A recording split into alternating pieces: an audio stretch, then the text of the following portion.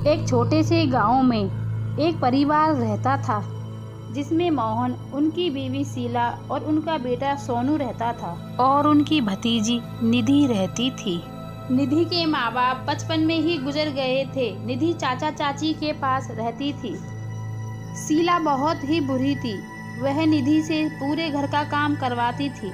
शीला उसके साथ बहुत ही बुरा बर्ताव करती थी और उससे कहती थी कि वह अपने चाचा को यह बात नहीं बताएगी और उसके चाचा को यह बात बिल्कुल पता नहीं थी और वह निधि के चाचा के सामने अच्छे बनने का नाटक करती थी और पीछे से निधि को मारती और धमकाती थी और वह अपने चाचा को ये सब बताएगी तो उसको खाने पीने को नहीं देगी। एक दिन निधि अपने चाचा के कपड़ा धो रही थी, तभी पीछे से उसकी चाची बहुत सारे कपड़ा लेकर आ जाती है।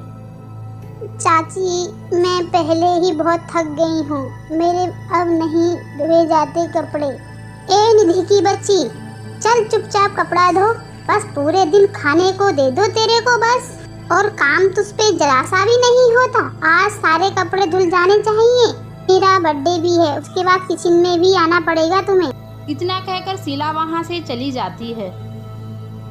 कपड़ा धोने के बाद शीला निधि को किचन में लगा लेती है। शीला वहाँ खड़ी अपने लिए बहुत ही सुंदर सुंदर पकवान बना रही होती है। निधि को पकवान बहुत ही पसंद था और उसके मुंह में पानी आ जाता है। चाची, ये पकवान हमको कब मिलेगा? ओह हो, नवाब लड़की, ये मेरा आज जन्मदिन है, मैंने अपने लिए बनाया है। तू कहाँ मनहूस शकल अपनी इस पकवान पर डाल रही है? मुझे बहुत तेज भूख लग रही है चाची, मैंने सुबह से कुछ नहीं खाया है। भूख लग रही है तो मैं क्या करूँ? चल दफा हो यहाँ से। यह सुनकर निधि बेचारी वहाँ से चली जाती है। फिर जन्मदिन मनाने के बाद सारे जने मिलकर उस पकवान को खाने लगते हैं। उसके बाद निधि का चाचा कहने लगता है, अरे निधि कहाँ गई? उसे भी तो बुलाओ।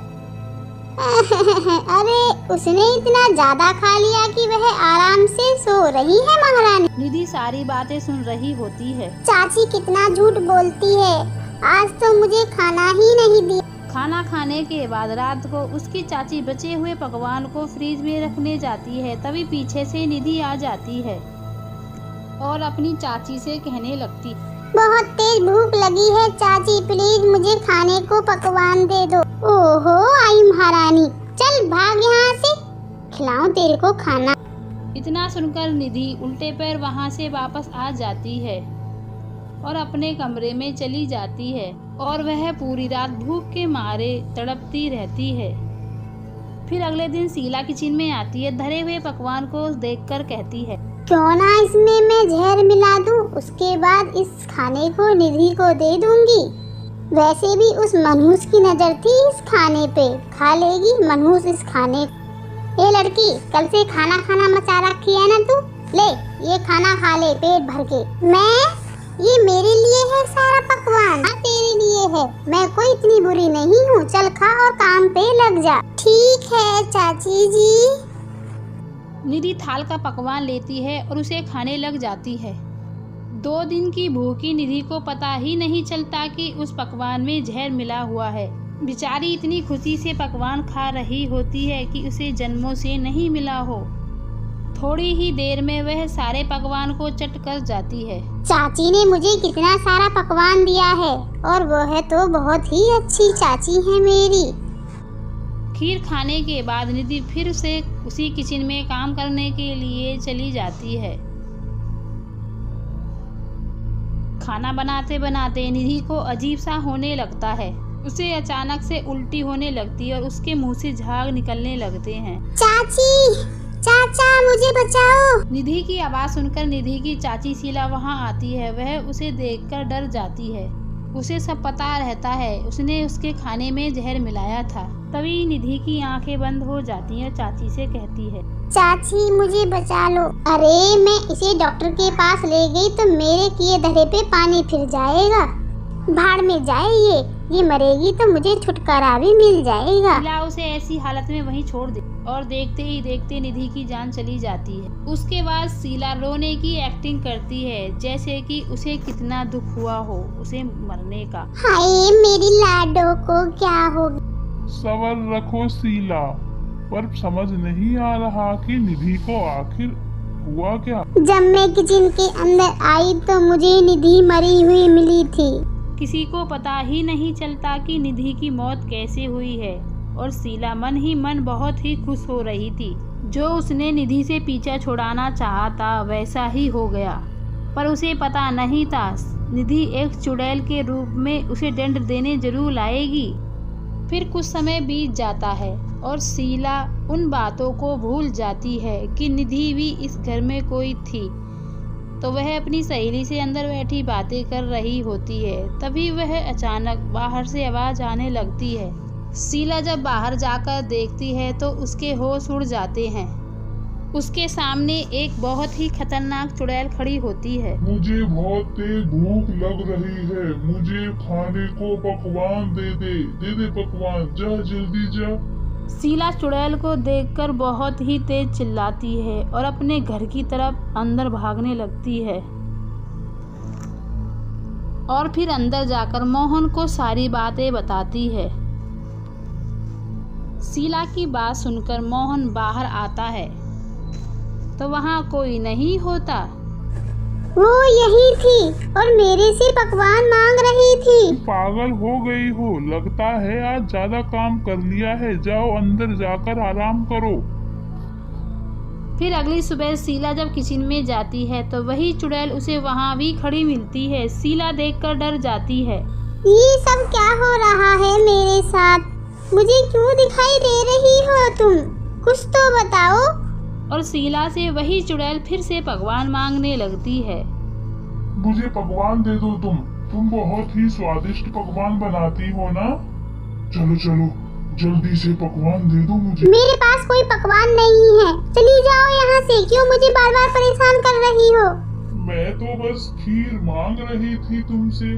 मुझे बहुत तेज भूख लग रही है और मैं तुम्हें कहाँ परेशान करने आई हूँ। तुम मुझे पकवान दे दो, मैं चली जाऊँ। तभी यह सुनकर पीछे से मोहन पहुंच जाता है और शीला को ऐसे बड़बड़ाता देख वह हैरान हो जाता है।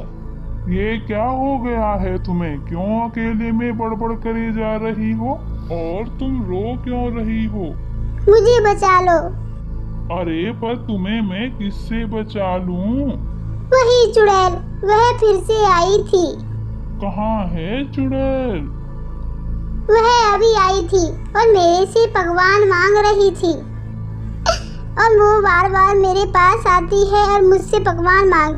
शीला से वह चुड़ैल बार बार पकवान मांगने आती है और शीला की हालत खराब होने लगती है।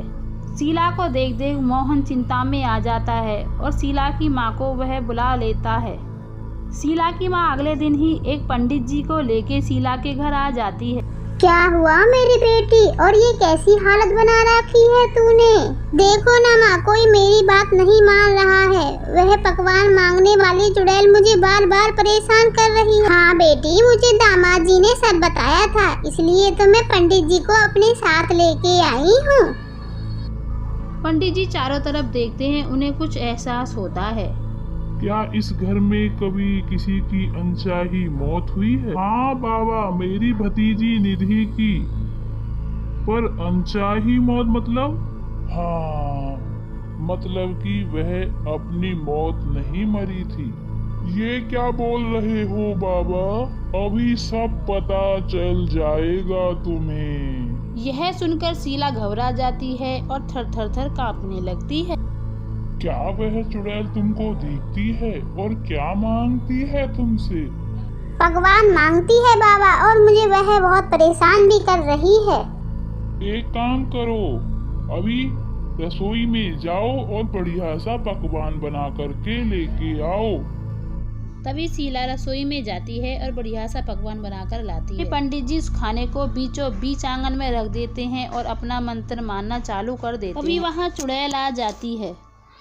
पकवान चाहिए मुझे खाने को, पकवान। मैं पकवान ही खाऊंगी।